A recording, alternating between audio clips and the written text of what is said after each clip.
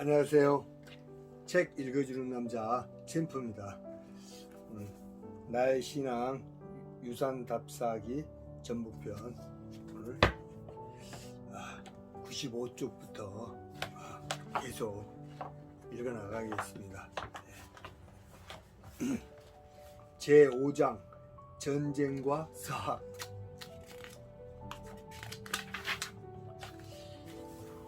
임진왜란과 천주교. 개신교의 역사가 1884년이라면 천주교의 역사는 100년 전인 1784년으로 거슬러 올라간다. 구베아 북경주교는 이승훈이 1784년에 북경에서 영세받고 귀국한 후 한국 교회를 세웠다고 했다. 이 베드로는 전도사가 되어 동국인 몇 명을 개종시켜 영세를 주었고 또 그 사람들을 전도사로 임명하였는데 이들은 더 열심히 전도하여 머지않아 1000명이 넘는 남녀 동포들이 영세를 하고 새로 조선 교회를 세웠습니다. 그러나 임진왜란 때 1592년 임진왜란 때를 천주교의 기원으로 보려는 학자들도 있다. 이러한 견해는 1884년 파리에서 간행된 달레 신부의 한국 천주교회 사에서 비롯된 것이다. 일본에서는 이미 임진왜란이 발생하기 이전 1549년에 천주교가 들어와 수십만의 신자들이 있었다. 이런 관계로 조선에 파송된 일본 병사들 중에는 천주교도들이 많았다. 대표적인 인물이 조선 침공의 선봉장에 섰던 고니시 유키나가였다. 조선인들에게는 극악 무도한 사람이었지만 종군 신부를 데려왔던 인물이다. 고니시 유키나가는 일본 상인 출신의 무장으로 임진왜란 시 일본군 장수였으며 도요토미 히데요시가 아꼈고 당시 대조선 무역을 독점하고 있던 스시마 도주소요 시토시의 장인이다. 그는 기리시탄 신자, 그리스도교 신자였고 그의 휘하 책사를 포함 병사들 역시 기리시탄, 그리스도인으로 구성되었다. 천주교 신자였다. 임진왜란의 왜군 선봉장이었지만 고니시는 신실한 천주교도로서 북진을 중단하고 남하하여 부산에 진을 치면서 일본 예수의 선교사의 파송을 요청한다. 당시 스페인 예수의 출신의 세스페데스 신부가 파송되었다. 그는 군목으로 와서 일본 병사들에게 세례를 베풀고 성사를 주다가 형세가 불리해지자 다시 일본으로 돌아간다. 그러나 1년간 머물면서 조선인들에게 전도를 했을 가능성이 많이 있다. 1956년에 일본 상지대학교 교수인 라우레스 신부가 1626년 예수회 신부의 서한을 이용하여 조선에 많은 신도들이 있었다고 언급을 했다. 1986년에는 메디나 신부가 한국 천주교 전례의 기원이란 책에서 다음과 같이 말한다. 1. 임진왜란 때 일본 기독교인, 천주교도, 군인이 일본군 진영에 버려진 조선인 어린이 200명에게 세례를 주었고 이 아이들로 구성된 카톨릭의 첫 번째 교회가 탄생되었고 2. 고니시 유키나가가 13세 한 조선인 소년을 일본으로 데려갔는데 이 소년이 일본에서 세례를 받아 기독교인, 천주교도가 되었으며 3. 조선인 포로들이 본국에 송환되면서 조선 땅에 많은 천주교인이 생겨나고 교회가 세워졌다는 것이라. 신부들의 말이 사실이라면 임진왜란 때 이미 예수 그리스도를 믿는 신도들이 발생하였다. 불행하게도 우리나라에는 임진왜란 때 천주교 신도들이 있었다는 근거가 없다. 그러나 포로된 자들이 일본에서는 신자가 된 사례들이 있다. 그러므로 포로로 잡혀갔다가 일찍이 일본에서 천주교를 접했던 신도들이 귀화해서 신앙생활을 했을 가능성도 있다. 그러나 글자도 모르는 어린 아이들이나 서민들이 기록을 남긴다는 것은 불가능한 일이었다. 세스페데스, 임진왜란 때 1593년 12월 27일 세스페데스 스페인 신부는 일제의 장수 고니시 유키나가와 함께 조선 땅에 들어왔다. 세스페데스라는 종군 신부를 대동하여 왔지만 천주교의 도를 전했다는 기록은 없다. 창원에 가면 세스페데스 공원이 있다. 그는 단지 일본 병사들의 추위와 굶주림만 기록하고 조선인들이 겪는 고통에 대해서는 어떤 내용이 없는 것으로 보았을 때 조선인들의 영혼을 사랑하여 천주교의 도를 전파했다는 흔적이 없다. 그러나 일본으로 귀국한 후 세스페데스 신부는 조선인 포로를 방문하여 전도했고 조선인들의 포로 석방을 주선하기도 했다. 그 결과 많은 조선인들이 회개하고 천주교도가 되었고 일본의 천주교 핍박때 많은 조선인들이 순교를 당하기도 하였다는 기록이 있다. 예수의 그림자가 이 모양 저 모양으로 계속 나타났다. 수녀가 된 오타줄라아와 신부가 된 곤비센테라. 일본 작가 모리 레이코의 소설 삼체 여자는 한국 여성을 토대로 소설을 썼다. 이 소설은 포로로 끌려가 일본에서 생을 마친 실존 인물 오타 줄리아를 주인공으로 하고 있다. 소설에는 다음과 같은 내용이 들어있다. 며칠 후에 이른 새벽, 포로들과 그들의 가족은 작은 배에 실려 바다 위에 떠있는 큰 군선으로 옮겨졌다. 배에는 이미 많은 포로들이 잡혀와 있었고 배 전체는 울음바다가 되어 통곡을 하고 있었다. 임진왜란 때 포로의 몸으로 일본으로 끌려간 사람들이 적게는 5만, 많게는 15만 명이나 된다. 그 중에 한 한인 여성은 일본 이름이 오타 줄리아였는데 일본 장군이었던 고니시 유기나가가 그를 일본으로 데려왔다. 도리스 조우라는 일본인은 고니시 유키나가를 연구함과 동시에 오타 줄리아의 생애를 조명해서 논문에 부록으로 싣기도 했다. 일본에서는 한국의 성녀 오타 줄리아에 대한 뮤지컬 공연까지 있었다. 오타 줄리아가 유명하게 된 이유는 일본을 정복한 도쿠가와 이에야스가 구원을 해도 그녀가 끝까지 거부하고 정절과 신앙을 지키다가 먼 섬까지 유배를 가게 되었기 때문이다. 거기서 소녀는 가장 낮은 민중들 속에 들어가 봉사도 하고 선교도 하면서 희생적인 삶을 살다가 체포돼 재판을 받고 추방되는 등 신앙인으로서의 고귀한 삶을 지속하다가 죽게 된다. 도쿠가와 이에야스는 도요토미 히데요시가 죽자 지금의 일본을 세운 인물이다.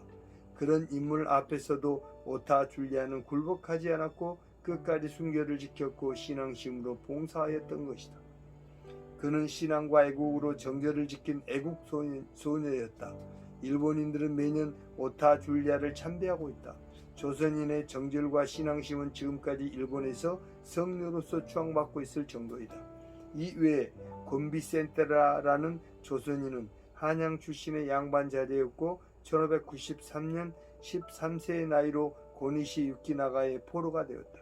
그는 서양인으로 조선 땅을 최초로 밟은 세스페데스 신부에 의해 일본으로 가서 교토 신학교를 졸업하고 1603년부터 예수의 수사가 되어 전도 활동을 한 기록이 있다.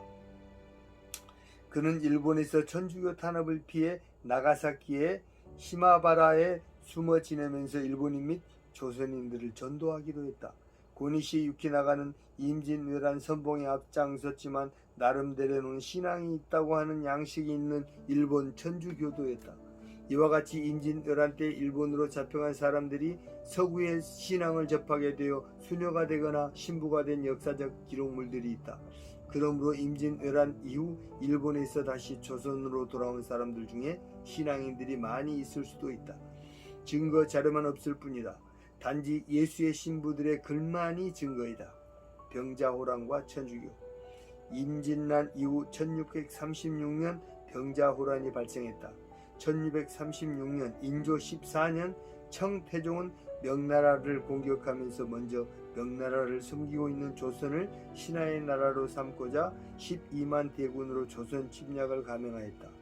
인조 임금은 신하들과 남한산성으로 피신하여 40여일 처절한 항쟁을 벌였으나 1637년 1월 30일 끝내 산성에서 내려와 송파 삼전포에서 조선 역사의 유례가 없는 치욕적인 항복을 하였다.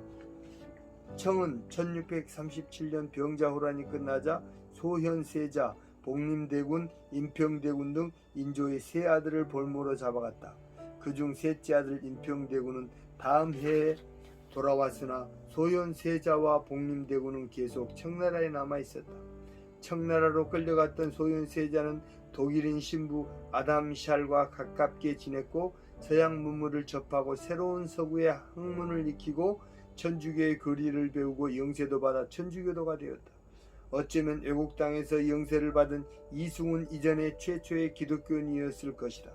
그가 조선에 귀국할 때 5명의 천주교도 황관을 데려온 것만 보아도 이미 천주교도가 되었다는 사실을 알 수 있다. 그러나 불행하게도 병으로 귀국 70일 만에 34살의 나이로 세상을 떠나게 되었다. 조선으로 온 천주교 신자들도 다시 중국으로 돌아가 예수의 그림자만 비치고 그리스도의 복음은 현실화되지 못하였다.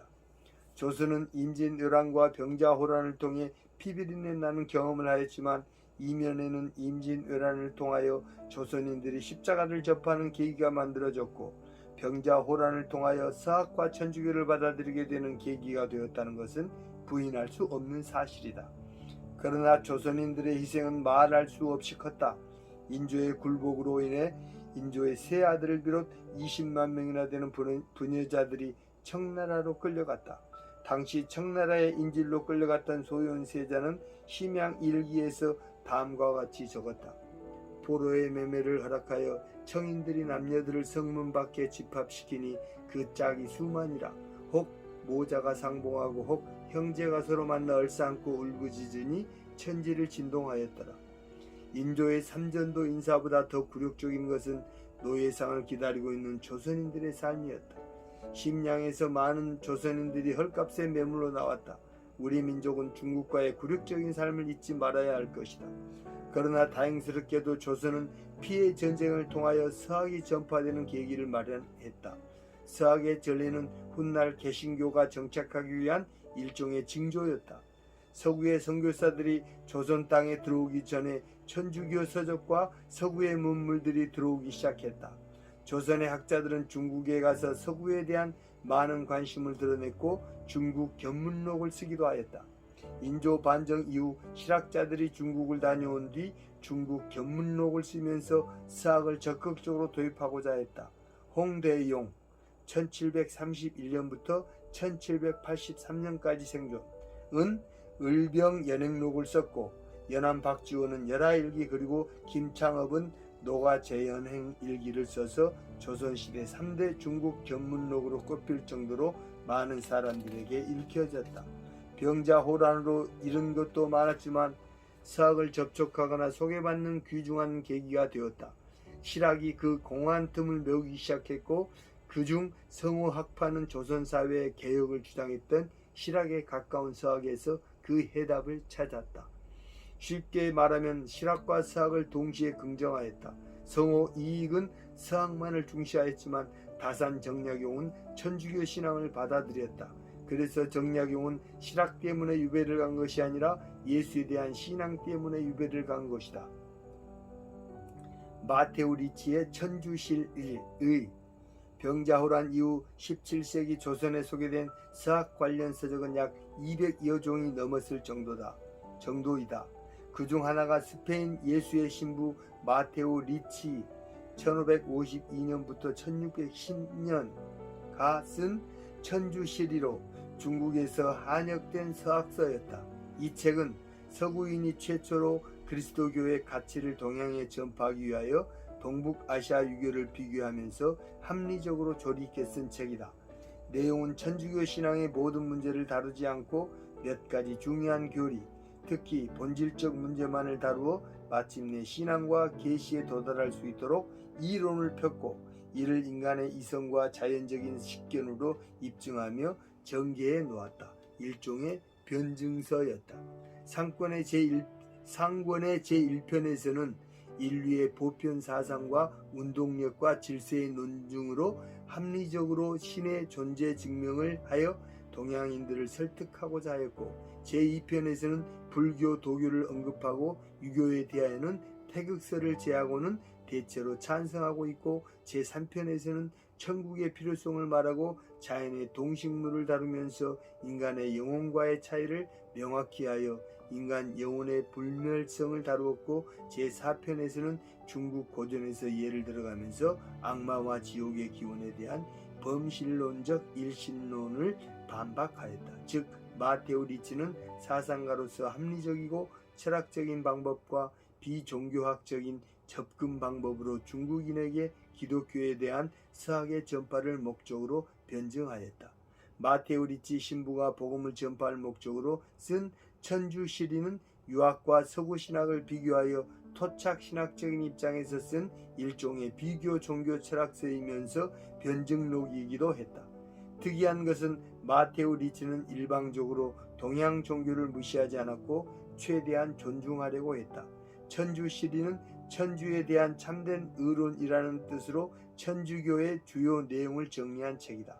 저는 중국은 요순의 백성이며 주공과 중리의 학문을 배운 백성으로 천리와 천학은 결코 변하여 뒤섞일 수 없다고 생각하였습니다. 그러나 간혹 천리와 천학이 섞일 수 있다고 생각되어 곰곰이 그에 대한 논증을 하고자 합니다. 제가 말하는 천주는 옛 경서에서 말하는 상제입니다. 고서를 살펴보면 상제는 천주와 단지 이름이 다를 뿐임을 알 수 있습니다. 만일 천을 상제로 이해한다면 말이 됩니다. 천이라는 것은 1대1 뿐입니다. 2가 사물의 주체가 될 수 없다는 것은 어제 이미 설명하였습니다. 이로 인해 마테오 리치는 중국 정부로부터 선교 허락을 받아냈다. 마테오 리치는 배공 제조로 공자를 숭배하고 조상에 대한 제사까지 하여 선교 허락을 받은 것이다. 토착화 신학을 채택했기 때문이다. 천주시리는 소현세자를 통하여 최초로 조선에 건네진 서학의 교리서였다. 제6장 실학의 땅 호남. 세우기는 실학의 연속선상에 있었다. 이러한 실학이 호남에서 시작하고 호남에서 완결을 이루었다. 호남은 함경도, 제주도와 더불어 고려시대부터 조선시대까지 유배지였다. 유배지는 유배자들의 제2의 고향이 되어 유배자들의 항과 학문이 서려 있는 지역이다. 유배자들은 유배지에서 지역민과 교류하면서 제자를 양성하고 학문과 교육 활동을 활발하게 전개하기도 하였다. 유배자들의 학문 활동은 지역 사람들과 후학들에게 영향을 끼쳐서 훗날 호남인들이 일찌감치 지적인 깨달음을 갖게 하였다. 원래 유학은 실천적인 것을 중시하는 학문이었다. 조선을 창업하면서 정도전은 중국에서 온 주자의 성리학을 끌어들여 국가의 사상적 기저로 삼고 성리학 사상에 입각하여 국가를 세워나갔다. 성리학의 실천으로 얻은 가장 큰 공헌은 집현전 학자들이 한글을 집대성한 것이었다. 이는 유학의 유대성이었다. 이성계의 유화도 회구는 불교를 버리고 유학을 채택하는 계기가 되었고 실학자들은 유학을 통하여 실질적인 학문의 방향성으로 선회하는 기회를 얻었다. 실학자들은 대부분이 유학자들이었고 이들은 실학을 도입하여 실사구시의 학문을 추구하게 되었다. 유학자들을 통하여 실학이 형성되고 실학자들을 통하여 서학이 소개되기도 하였다. 이성계 왕조가 선택한 종교는 유교였다. 유교의 실천성에 영향을 받아 조선 초기에는 과학 문명이 상당히 발달해 있었다. 조선 왕조 초기에는 세종이 즉위하고 얼마 안 되어 장영실이 1421년 세종 3년에 천문관 관리였던 윤사흥, 최청구와 함께 명나라에 파견되어 돌아올 때 천문관측 시설 자료 관련 자료를 수립해 왔고 이를 바탕으로 자경루 등을 만들었다. 그리고 이들 3명은 세종이 왕립 천문대 건설을 위해 특별히 발탁한 인물들이기도 했다. 세종은 당시 3명이 세계 최고를 자랑하던 중국의 천문시설을 시찰하고 와서 이를 조선에서 재현해 주기를 바랬다. 세종은 장영실에게 너는 비록 신분이 천하나 재주가 민첩한 것은 따를 자가 없다. 너희들이 중국에 들어가서 각종 천문기계의 모양을 모두 눈에 익혀와서 빨리 모방하여 만들어라는 특명을 내렸다. 추구기도 장영실의 작품이었다. 조선 왕조가 유교를 국시로 하여 과학 문명의 발달에 상당한 관심을 많이 가졌다. 특히 현대 한국은 이러한 과학 문명의 잠재성으로 말미암아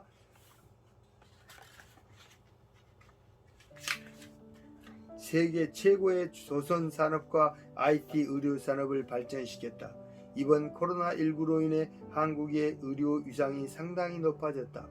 그러나 조선 중기로 들어서면서 유학은 실사고시를 무시하는 일부 선비들과 정치인들의 사변 학문으로 전락하고 외세로부터 오는 전란을 막을 준비가 전혀 이루어지지 않았다. 공자왈 맹자왈만 외치다가 외세가 총으로 무장하고 들어올 때 낫과 도끼, 창, 부적으로 맞서야 했다. 1894년 낫과 창으로 무장한 동학농민들은 외세의 근대식 무기 앞에 호남 동학농민 11만 명 중 10만 명이 뿔뿔이 흩어져 1년 만에 대피하고 말았다. 1392년에 조선을 개국하면서 국교로 채택되었던 유교가 사변화되고 살인정치의 당쟁으로 휘말리면서 선조 25년 1592년부터 31년 1598년까지 두 차례에 걸친 임진왜란과 인조 14년 1636년 12월부터 이듬해 1월에 청나라가 조선에 대한 제2차 침입으로 발생한 병자호란에 대해서 조선은 어떤 대책도 마련할 능력이 없었다. 조선인들은 무기를 만들고 국제전을 대비하는 어떤 조치도 취하지 않았고 이와 기를 해석하는 사색당파를 만드는 데 모든 시간을 투자했다. 결국 탁산공론을 일삼았던 살인파들이 평생 신주단지로 모셨던 성리학의 이과 기의 해석만 갖고서는 양난에 대응할 수가 없었다. 나라를 지켜 부국 강병에 도움이 되고 실제 생활고의 문제를 해결할 수 있는 새로운 학풍이 필요하게 되었다. 이러한 상황에 실천을 필요로 하는 학문이 유학자들을 통하여 싹트게 되었던 것이다. 농업의 경세치용과 상업의 이용 후 생학인 실학이 필요하게 되었다. 실학은 사변화된 유학을 실용적인데 관심을 돌리도록 했다. 방계 유형원, 성어 이익, 다산 정약용은 원래는 유학자들이었다. 사색 당파로 인해 국가가 허물어지자 실학자들은 서구의 서학과 청대의 고중학 등 실천과학을 수용함으로써 당시 학자들이 천문, 지리, 농업, 역사, 정치사, 법학, 측량 등의 과학적이면서 실증적인 탐구에 몰입하게 되었다. 이러한 실학이 호남에서 토대를 이루고 집성됨으로 인해 실학 사상이 훗날 호남인들의 사상적 기초를 놓는 데 큰 역할을 한다. 일본은 일찍이 실학에 탐닉하였다. 도쿠가와 1603년부터 1868년 시대 이래로 유학이 유용하지 않다는 인식이 일찌감치 존재했다. 일본은 한국보다 앞서 실용성과 유용성의 학문을 발전시키기 시작했다.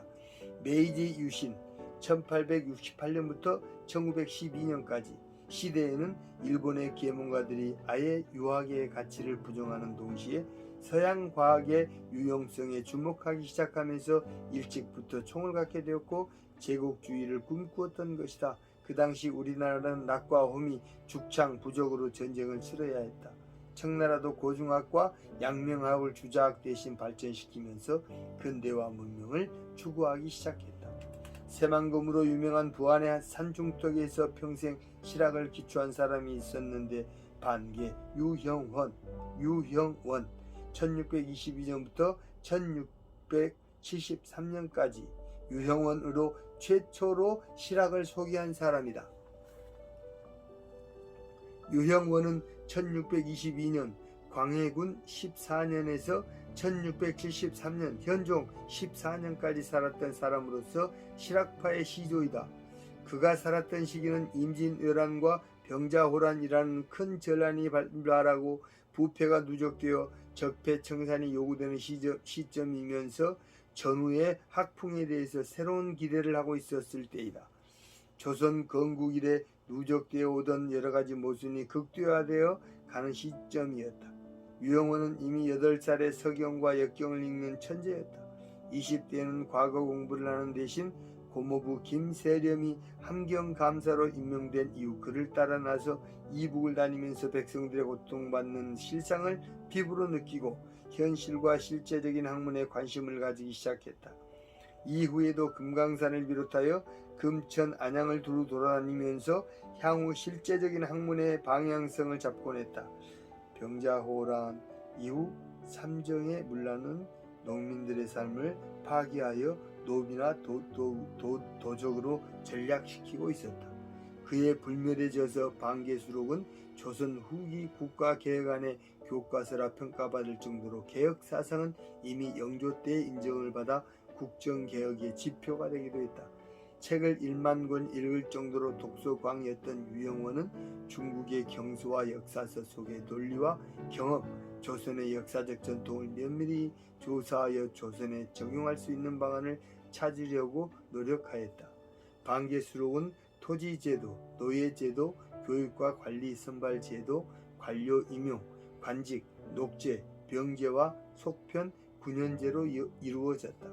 나아가 산업공상의 3인 제도의 재정비, 상업과 수공업의 국가적 관리제 강화 등 국가 체제 전반의 개혁안을 제시했다. 이러한 것이 부안에서 이루어졌다. 이러한 실학은 성호 이익을 통하여 실학의 전성기를 맞이하면서 멀리 떨어진 남도 끝자락인 강진에서 다산 정약용의 출현을 예고하기도 했다. 성호 이익 1681년부터 1763년까지 이익은 평안도 운산 사람으로서 아버지의 유배지에서 태어났다. 유영원과 이익은 공통적으로 아버지가 유배를 간 학자 출신 집안이었기 때문에 아버지의 학문적 유전자를 안고 태어난 사람들이다. 그는 호남 사람은 아니지만 유영원의 실학을 발전시키는데 일익을 담당한 사람이었다.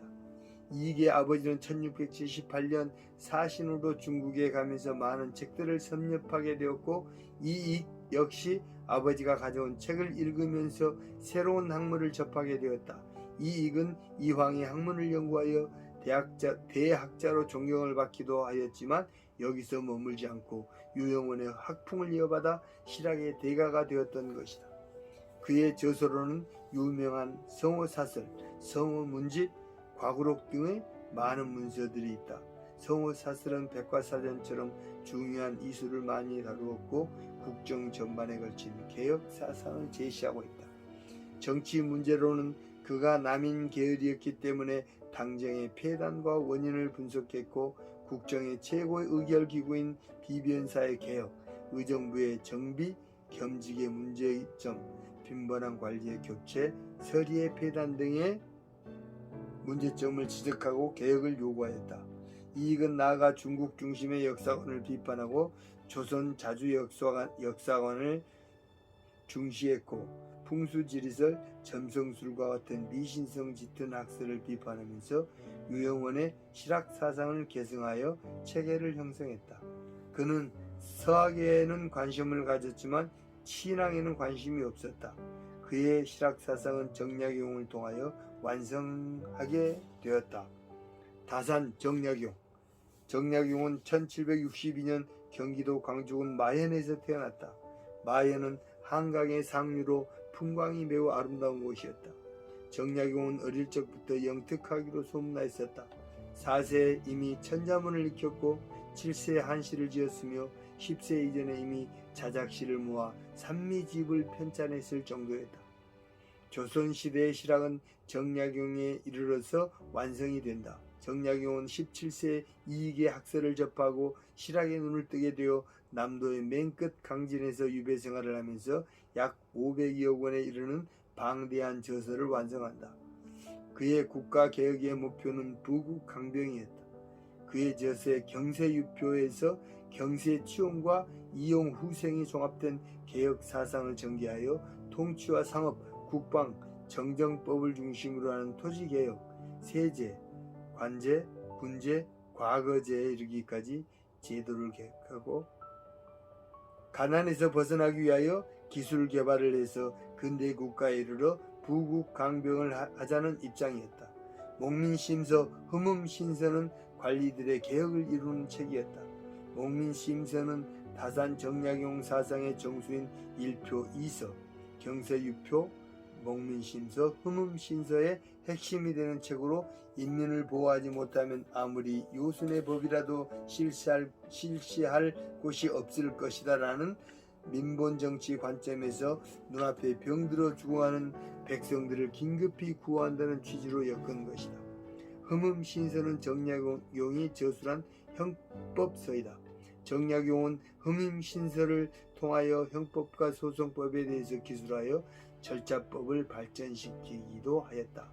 이를테면 살인사건의 조사, 심리, 처형 과정이 매우 형식적이고 무성의하며 허술하게 진행되는 이유는 사건을 다루는 관료 사대부들이 법에 박지 못하고 사실을 올바르게 판단하는 기술이 미약하기 때문이라고 판단했다.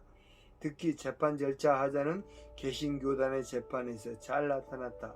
재판국장은 조선시대처럼 고퇴, 판사복만 두드리면 재판이 잘 이루어지는 것으로 착각했다. 그래서 정약용은 관리들의 생명 존중 사상이 무뎌져 가는 것을 개탄하기도 하였다. 정약용은 이를 바로잡고 계몽할 필요성을 느껴 책의 집필에 착수한 것이고 1819년 순조 19년에 완성, 1822년에 편찬되었다. 경세유표는 앞머리에 터럭만큼도 병통이 아닌 것이 없는 바 지금이라도 고치지 않으면 반드시 나라가 망할 것이다 라고 하여 근본적인 개혁을 통해서만 국가와 사회가 유지될 수 있음을 강조했다. 이와 같이 목민심서나 흠음신서가 관리들이 당시의 법체계 안에서 윤리의식을 갖고 지방행정이나 형사사건 등을 효율적으로 처리하기 위한 세부적인 실무지침을 규정하고 있는 책들이라면 경세유표는 국가와 사회 전반적인 개혁을 위한 원칙이 보다 근본적으로 제시된 기술이다. 이러한 내용들은 서학의 영향을 받은 것이다. 관직체계의 전면적 개편,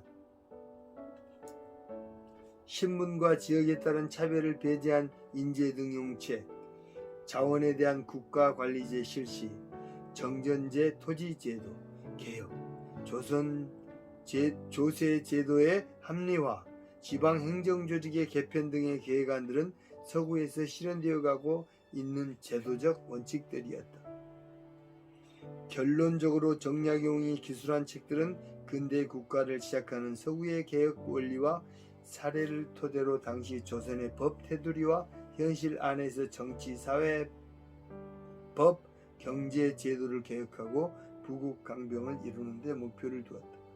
그러므로 그의 유배 생활이 오히려 전화위복이 되었다. 귀양살이라는 정치적 탄압이 오히려 학문의 장려를 가져와 근대 국가를 실현하는 데 성큼 다가온 기운을 느끼게 하였다.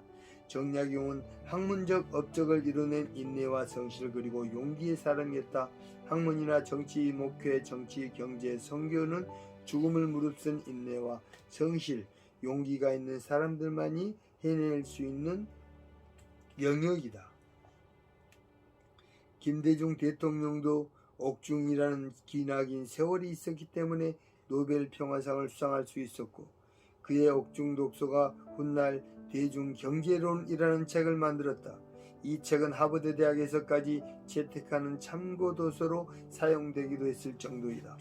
대중경제론은 7대 대선 시기에 김대중이 시장경제 활성화와 복지의 중시를 골자로 자신의 이름을 따서 만든 경제론이다.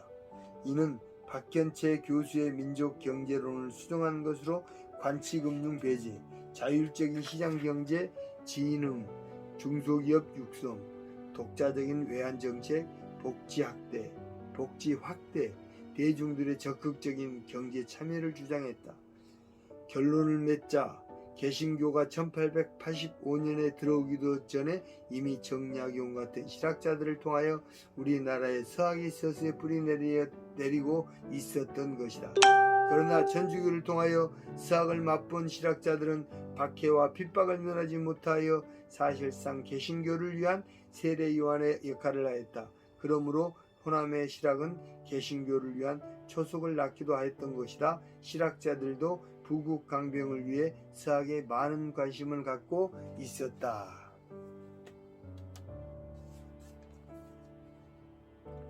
오늘 122쪽까지 마치겠습니다. 하나님께 감사기도 드리고 마치도록 하겠습니다. 하나님 감사합니다. 오늘 또 이렇게 늦은 밤이지만 하나님 아버지여 122쪽까지 또 책 읽기를 한 것 주님께 감사드립니다. 하나님께서 늘 함께하여 주셔서 또 이 책을 통해서 많은 독자들에게 또 독자들이 모르는 것을 또 알려줄 수 있는 것에 또한 감사를 드립니다. 늘 주님께서 또 다음 시간에도 함께하여 주시고 같이 하여 주시옵소서. 영광 되시고 은혜 되시는 예수님의 이름으로 기도드립니다. 아멘.